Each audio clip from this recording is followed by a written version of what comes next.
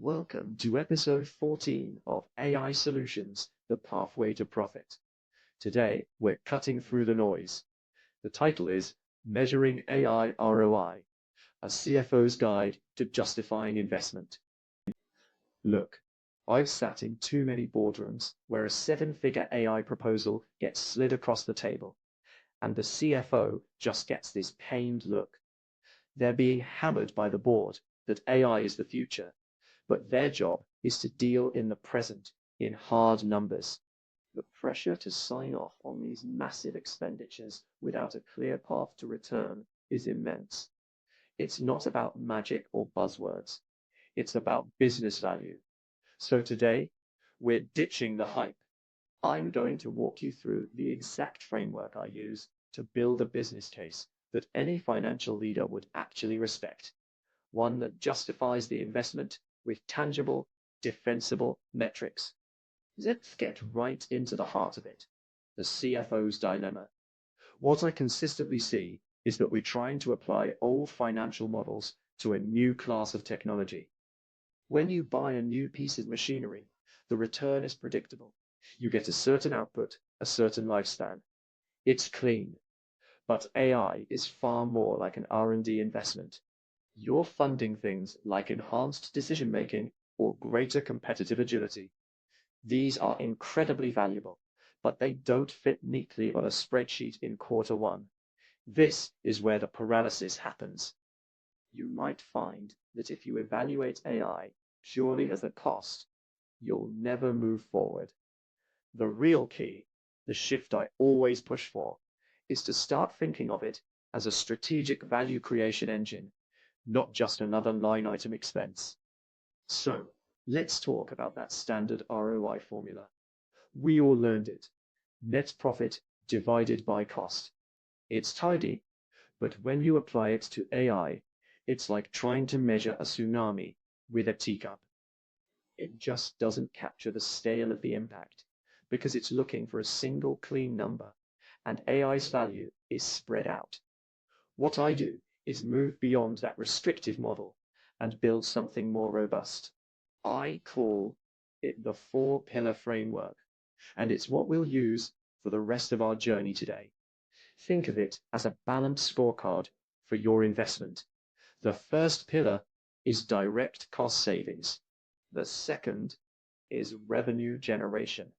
The third is risk mitigation. And the fourth, the really crucial one, is strategic value. By looking at all four together, you move from a simple calculation to a comprehensive business case. All right, let's start our journey with that first pillar, quantifying direct cost savings. This is often the bedrock of the business case because the numbers are tangible and easy for any executive to grasp. What I like to do is begin close to home, right inside the finance department. Look at a process like invoice processing. I've seen teams of people whose entire job is manual data entry, matching purchase orders. An AI system can automate 90% of that work almost overnight. Now, this doesn't always mean reducing headcount. More often, it's about reallocating that human capital to higher value tasks like variance analysis or forecasting. The savings are clear. Beyond that, you can find savings in operations. For instance, using an AI to optimize your cloud server usage, spinning them down when idle, can slash your AWS or Azure bill. These are the hard, quantifiable wins that build immediate credibility for your proposal. But cost savings are only half the story. To really get the board excited, you have to pivot the conversation from defense to offense.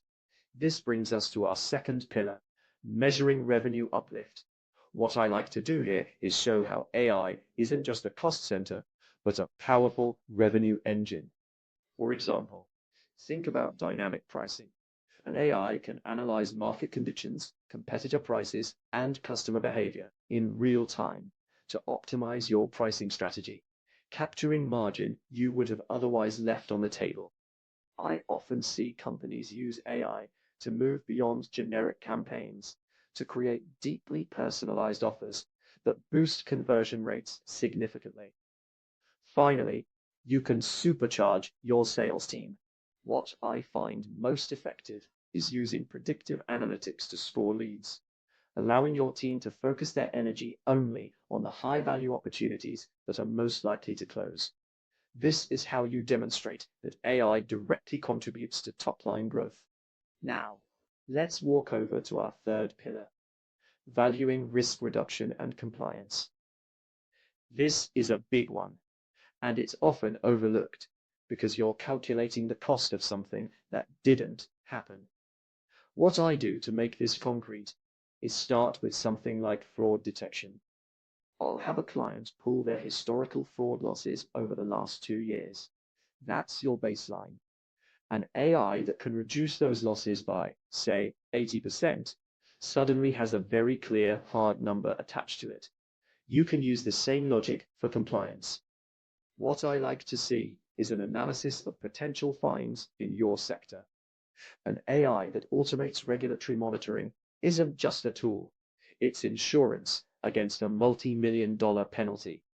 And this extends to cybersecurity. The cost of a data breach is a known, terrifying number. By framing these investments as direct mitigations of specific, quantifiable risks, you turn a defensive cost into a powerful financial argument. Okay, let's venture into our fourth and final pillar, which is often the most challenging part of this journey, accounting for strategic value. This is where we tackle the intangibles. How do you possibly put a number on a better decision-making culture or faster innovation? What I find is that you stop trying to measure the feeling and start measuring the effects. You have to use proxy metrics. So what I do is connect the AI initiative directly to the big picture KPIs the board already cares about. For example, if an AI improves your product, does the Net Promoter Score go up? That's a hard number. If AI streamlines your R&D, what happens to your product's time to market? You might find tracking things like customer lifetime value or even small gains in market share over 2 quarters will tell the real story. These aren't fuzzy ideas. They're the ultimate proof that your strategic bet is paying off. Now, after we've journeyed through all 4 pillars of value, it's time for a critical reality check, something I call the total cost of ownership. This is where I see many proposals fall apart. You might find teams fixate only on the initial price tag of the AI software, but that's just the tip of the iceberg.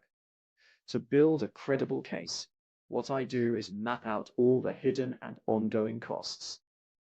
First, is your data infrastructure actually ready, or does it need a major overhaul? Then there's the talent cost, either acquiring new hires or investing heavily in training. And what I find is often completely ignored is the cost of change management, and crucially, the long-term expense of MLOps for continuous model maintenance. Without a full, honest accounting of these costs, your investment figure is incomplete, and your ROI calculation is just a fantasy. So, after calculating the true total cost, how do you get this past the finish line without giving the board sticker shock? This is where I advise a complete shift in strategy. Instead of a big bang proposal, I always recommend a start small, scale smart approach. What I do is help teams build a de-risked business case by launching a tightly scoped pilot project. Don't try to solve every problem at once. Pick one specific business unit, one clear pain point, and define just a handful of success metrics. Are we trying to cut invoice errors by 50%? Increase customer satisfaction by 10 points? Be precise. Then, you measure its success rigorously. You might find that the results from this small, controlled experiment become your most powerful weapon. It's no longer a theoretical argument.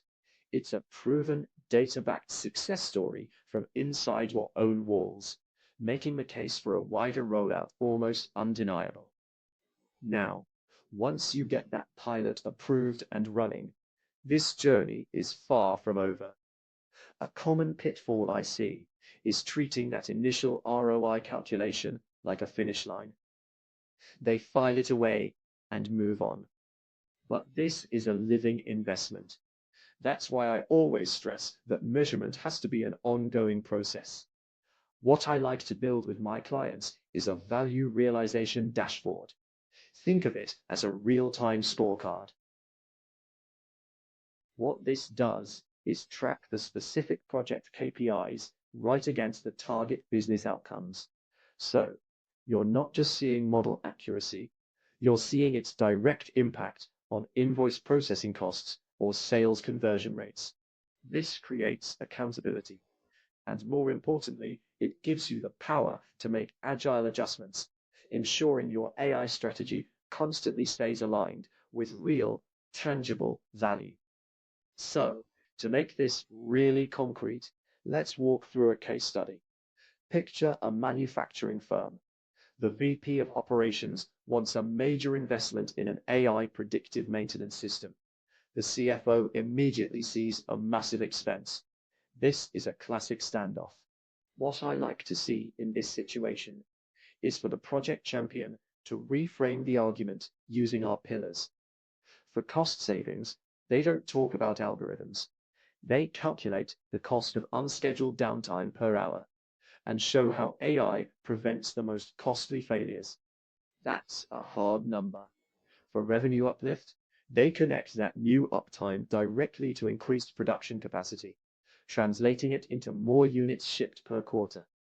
And finally, for risk reduction, they quantify the cost of a single catastrophic equipment failure, not just repairs, but the very real financial impact of a workplace safety incident.